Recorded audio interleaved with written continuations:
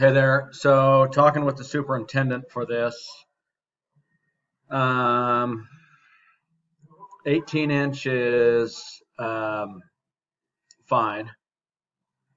Intercurl sink.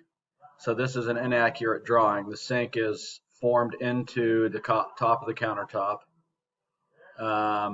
This is not an issue. On the other set of drawings, this grayed out area is to the top, so don't worry about there. Um, that's fine.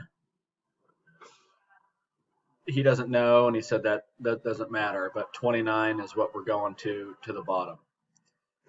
9 inches is, I guess, typical, but it can be higher. So let's just plan on keeping it 10 or 11 inches off the floor. This is going to be web frame. So the way this is drawn up with that material, we're going to have web frame, which web frame to me is a toe kick structure with front and back and sleepers. Corion's 1/2 inch, and whatever this is spec'd out at, probably 1/2 inch unless they've called out for something else. Yeah, 1/2 inch minimum thickness, which is just, plywood decking. So anyway, let me know if you need any more questions answered. Thank you.